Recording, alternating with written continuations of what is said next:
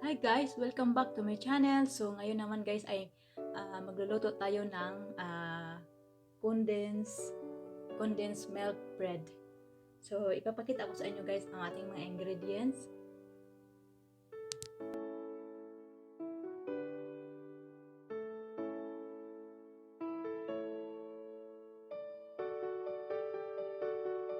So, ito ay ang ating mga ingredients guys. 1 egg, 1/4 sugar, and 1 spoon salt, 2 spoon of yeast, 1 glass iba, and 3 1/2 flour. So ngayon guys start na tayo.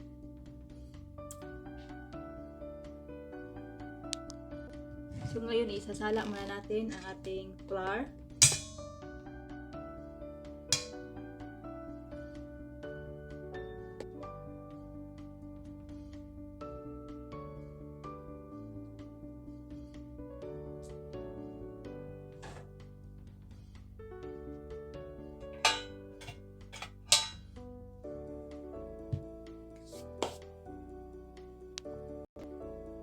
Tapos guys, mix na natin ang gatpas. I-mix muna natin ating mga ingredients. So, ilagay natin ating yeast, and salt, and ating sugar,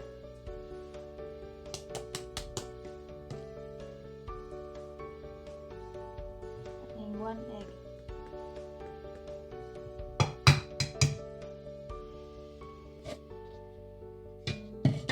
Mix natin guys.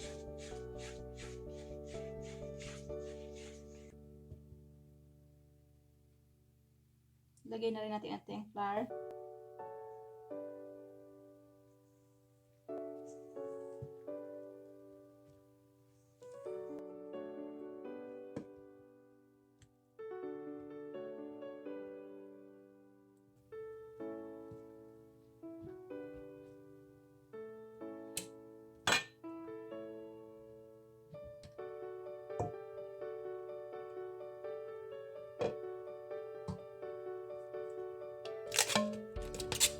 Natin ito guys, tapos ipa-rest muna natin siya ng half hour.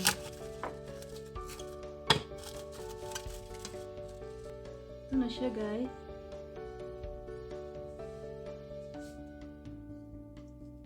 So umalsa na siya.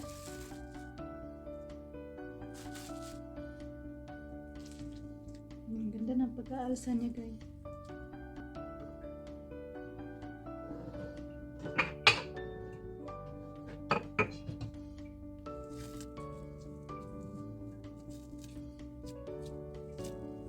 So, hatiin natin siya sa dalawa guys.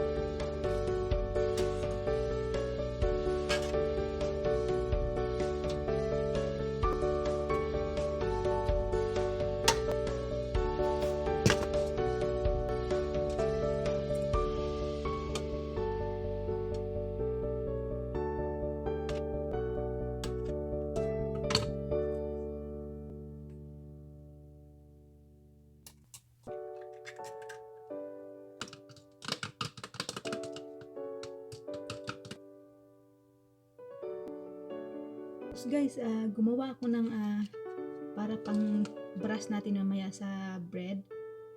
Naglagay ako ng egg. Yung isang egg, hinati ko siya. Tapos nilagyan ko siya ng caramel.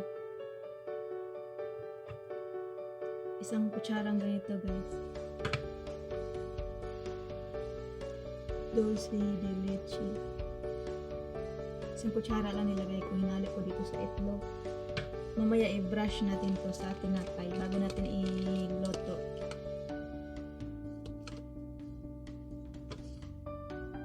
So, press lang natin ng konti ating bread, tapos isa lang na natin mamaya. Check na natin ang ating dough at magluto na tayo. So, ito na siya.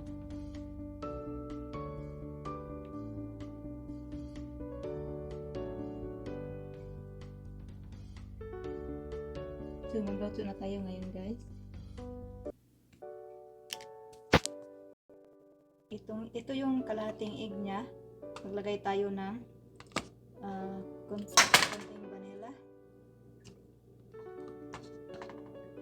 Tapos gagamitin natin, mag-brush natin dito sa ating tinapay.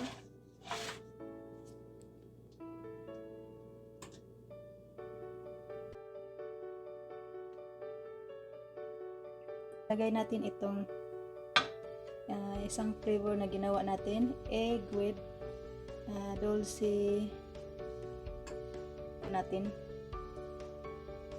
de leche saka kalahating egg.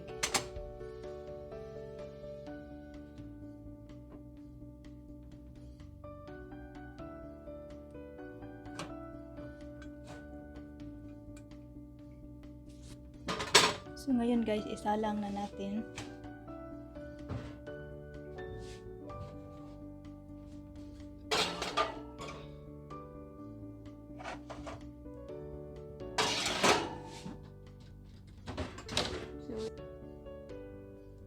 So maghintay tayo ng mga 25 to 30 minutes. So luto na ang ating bread guys. Hahaunin na natin.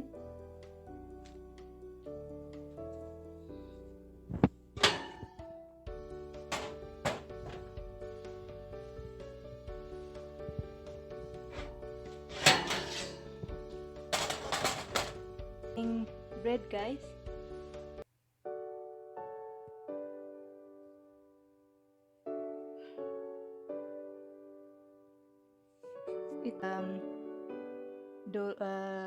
Egg with dulce leche. Ito naman yung top niya, yung pinunas natin kanina. Ito naman yung binras natin kanina ay egg with vanilla.